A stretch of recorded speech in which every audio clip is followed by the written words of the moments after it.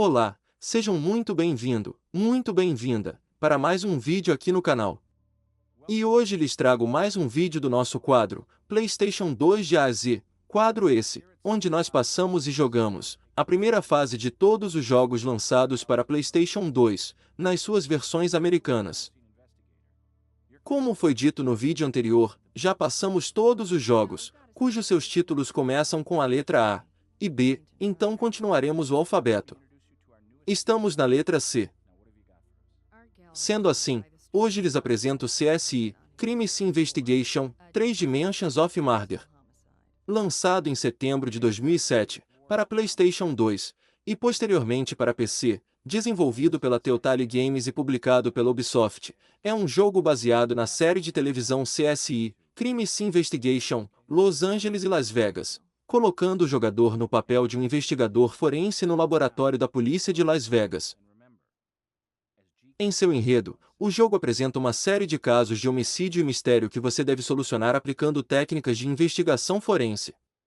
É ambientado em Las Vegas, junto ao CSI Crime Lab. Os casos envolvem coleta e análise de evidências, entrevistas com suspeitos e dedução lógica até identificar o culpado. Os primeiros 4 casos têm histórias próprias, mas o quinto os conecta num arco maior. A versão de PS2 inclui um 6º caso exclusivo. Na sua jogabilidade, o jogo combina elementos de point-and-click com exploração em ambientes 3D limitados. Você controla o investigador em primeira pessoa em cenários tridimensionais. Os ambientes não são completamente abertos, o jogador navega entre pontos ativos, procura por pistas em cenas de crime, usa ferramentas forenses. As evidências podem ser visualizadas em múltiplos ângulos, e posteriormente levadas ao laboratório móvel ou interno para análise. O jogo permite entrevistar suspeitos e combina provas com declarações. Possui 3 níveis de dificuldade que afetam a quantidade de ajuda visual nos cenários, onde pedir ajuda a parceiros impacta sua pontuação final. Ao final de cada caso, Gil Grissom avalia seu desempenho, como Hulk, investigador ou Master. Boas classificações desbloqueiam recursos extras. Mesmo não tendo nota no Metacritic, na sua versão de PS2, CSI, Crime Investigation, 3 Dimensions of Murder, possui críticas medianas. É um título de aventura investigativa que tenta capturar a essência forense da série de TV, oferecendo casos detalhados e mecânicas de coleta e análise de evidências. Foi a primeira entrada da série CSI com gráficos totalmente 3D em vez de cenários estáticos. Foi elogiado por seu tema fiel à série CSI, com foco em resolução de crimes, por sua utilização de técnicas forenses e lógica realista para solucionar casos, por sua trama envolvente com múltiplos casos e reviravoltas, e pela inclusão de um caso exclusivo na sua versão de PS2. Todavia, foi criticado por seu porte para PS2 por ter gráficos escuros e detalhes pobres em comparação com a versão de PC, por sua navegação entre cenas poder ser complicada e limitada por hotspots, mesmo em um ambiente 3D. E por alguns apontarem que o jogo é relativamente fácil, sem possibilidade real de falhar.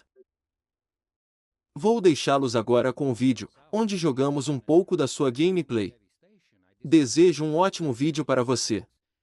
Se gostou, não se esqueça de deixar um like, comentar o que achou do jogo e se inscrever no canal, para acompanhar a nossa jornada por todos os jogos de PlayStation 2. Até o próximo vídeo, tchau. One of these psychopathic killers you read so much about?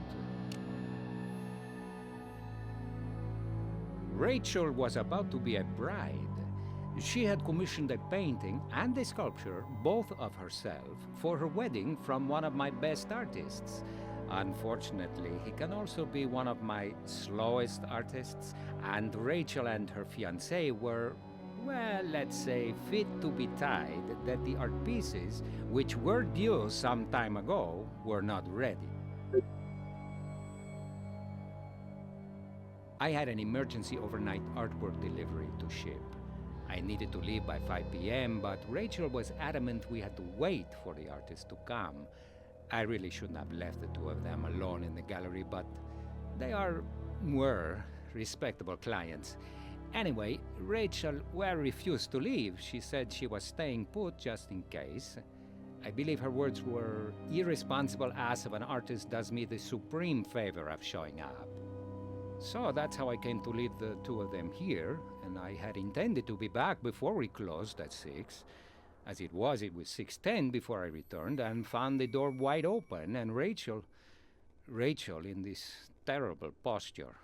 As for her fiancé, he was nowhere to be seen.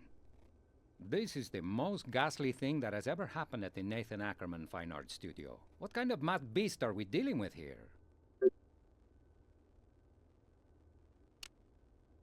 Patrick Milton. Many of the works in this showroom are in fact his. He is not a critical darling, considered by some too commercial, but the public loves him, and as long as they do, so do I. Ah, that was the spark that lit the fuse of the argument between Rachel and Mark. The artist had vowed to be here with the finished painting and sculpture first thing this morning, but he didn't show up at all. Not the first time, and Rachel flew into a rage when he did not appear. Heavens, our association goes back years, almost a decade. Quite frankly, he's the star here. I've displayed and sold hundreds of his works. I could have sold more, but he misses so many deadlines. No matter how hard I've tried to breed professionalism into his artist soul, I failed. Still, he does sell. Ridiculous as it might seem, no. I have never once, in all the years of our very successful association, even seen his studio. As I say, he's quirky, private to the point of reclusiveness. Oh, but of course I have a phone number and a P.O. box. He wants his checks, after all. That'll be enough to track him. Thanks, Mr. Ackerman.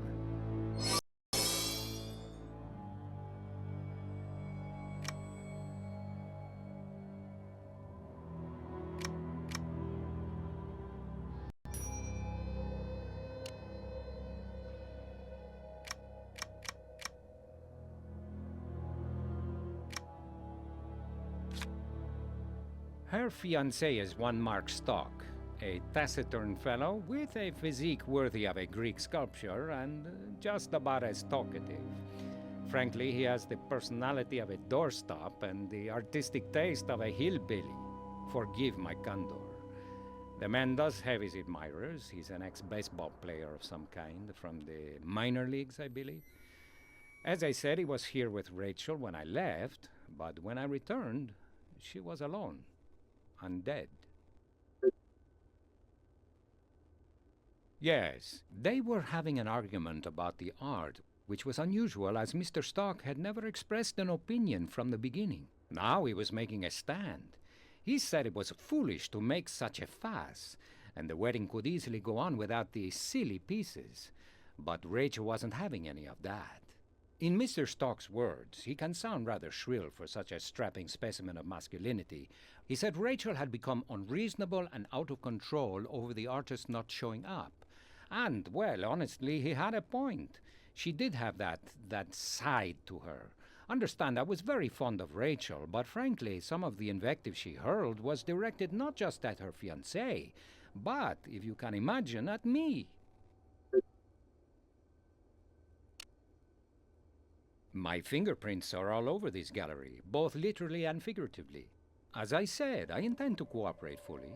My life is an open book.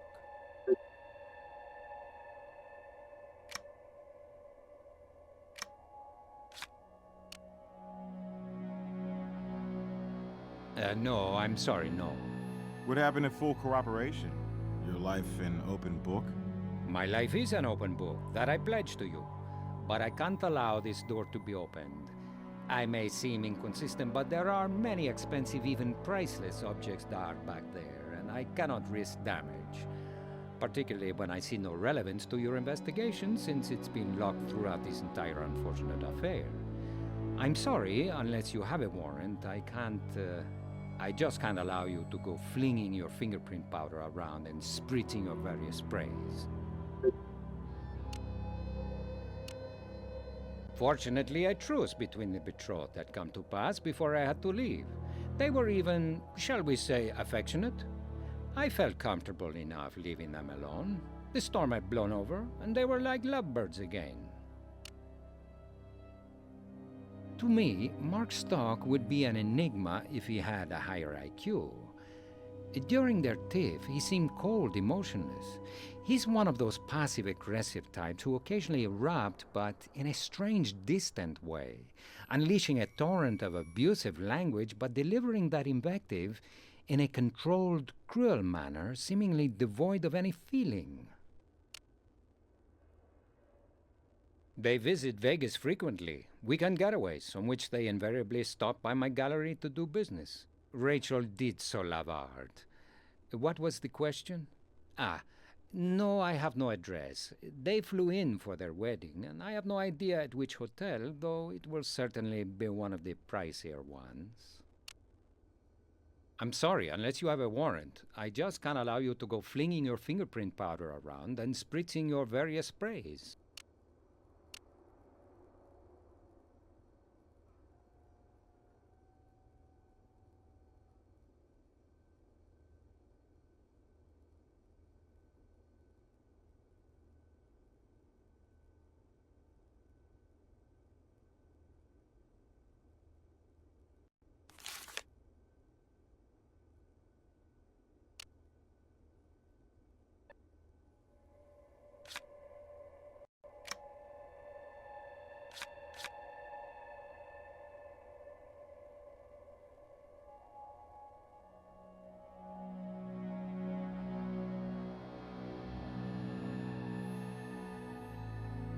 Hey, do you need a hint?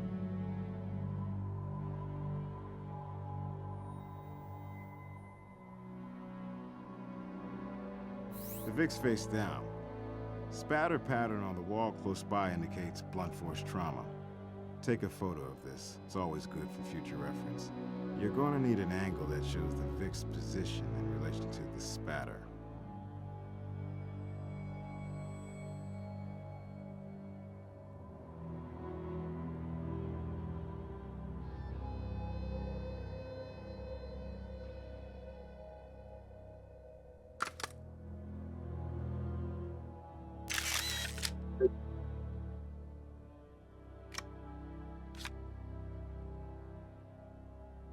Too pretty, too young, and way too dead.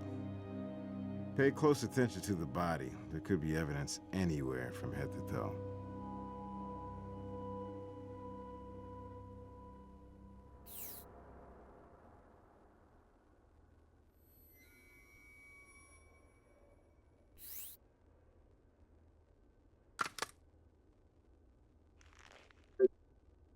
No.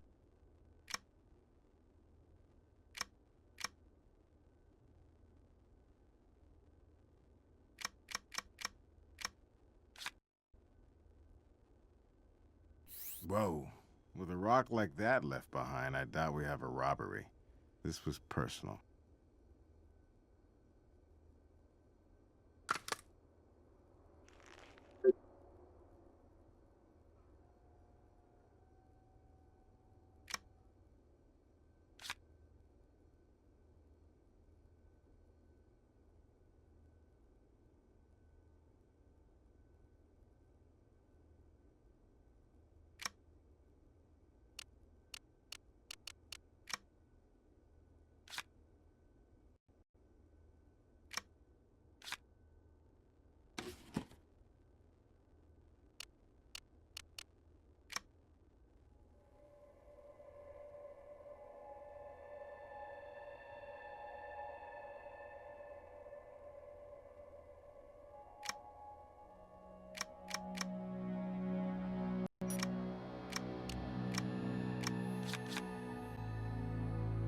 The blood flowed from the head wound and naturally pooled around her. That suggests she bled to death right here.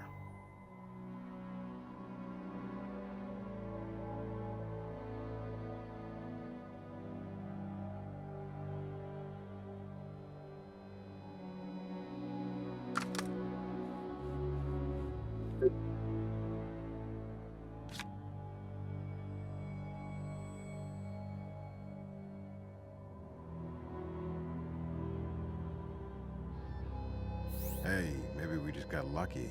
That blood print says somebody's shoe picked up transfer.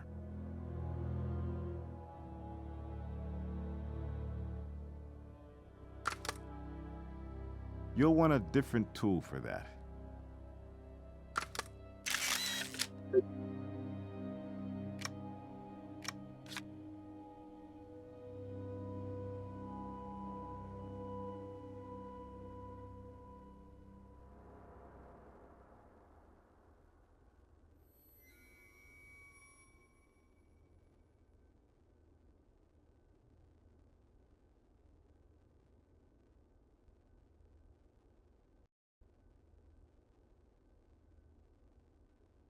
I want you to note the blood spatter here. For a visual pattern like this, you'll want to use the digital camera. Then you can get the blood afterwards.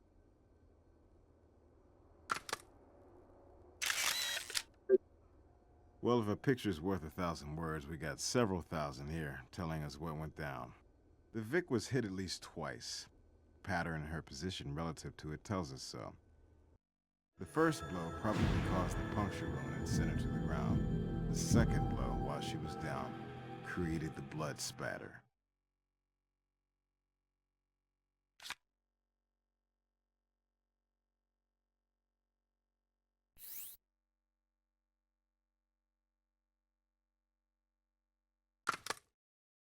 You'll want a different tool for that.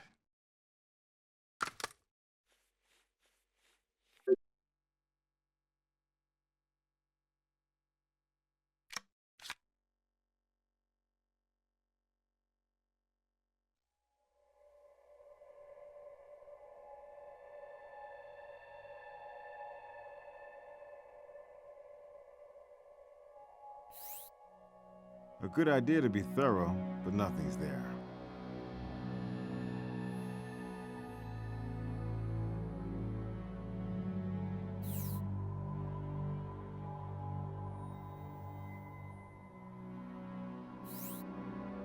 A good idea to be thorough, but nothing's there.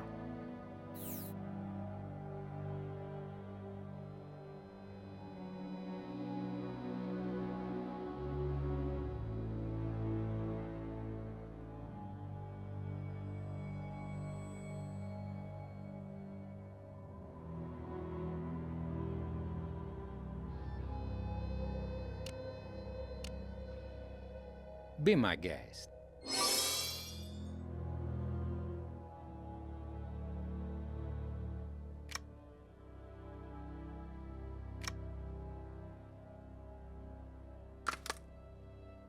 We need to detect something before we can collect. We need to detect something before we can collect.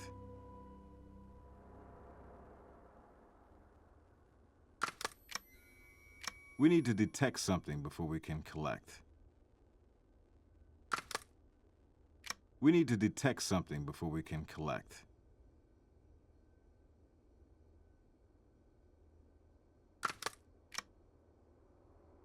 We need to detect something before we can collect. We need to detect something before we can collect.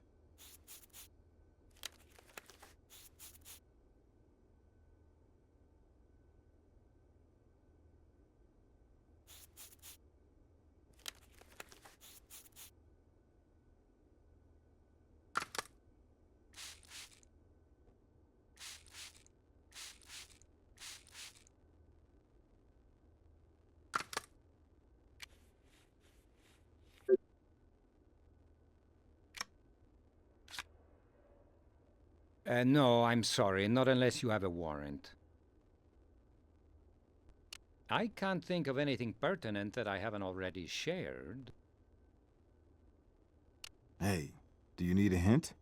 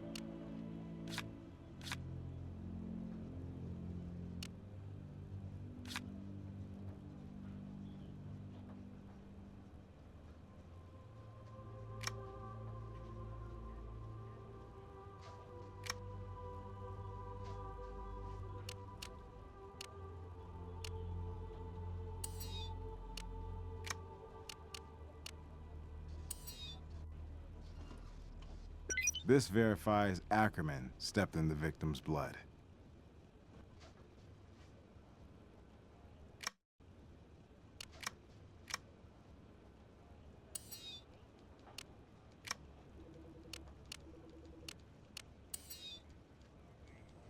Wall spatter matches the Vic's blood. It's a start. Links her to the crime scene.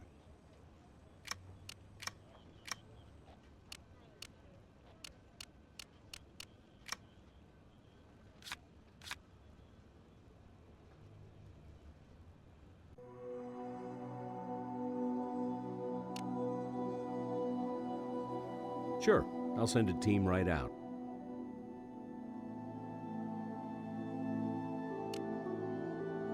Blunt force trauma, back of the head. Wound's interesting, an irregular shape, somewhat triangular. It's the murder weapon's signature. Here's something you might find interesting. A small piece of foreign fibrous material. Definitely not skull.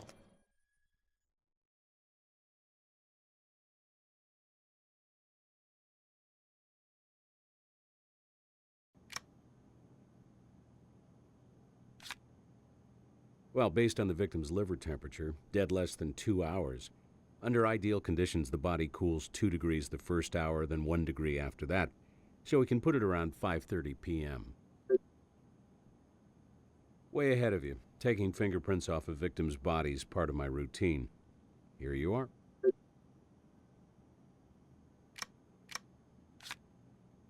Toxicology tests show high concentrations of diazepam, a benzodiazepine commonly prescribed for anxiety disorders. Well, it's not entirely unusual, but your prospective bride already had a honeymoon, semen in the vaginal canal, no forced entry, presumably consensual sex. I've got a sample for you.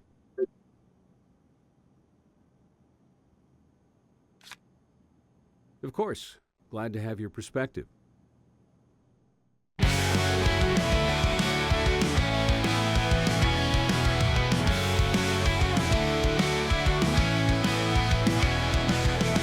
Acabou, mas calma aí. Antes de sair, vem me ajudar aqui. Antes esperto, se inscreve no canal e compartilha, isso é sensacional. Ativa o sininho pra não perder. Tem muito mais lindo pra você ver. Então vem comigo, não fique de fora. Nos vemos de novo.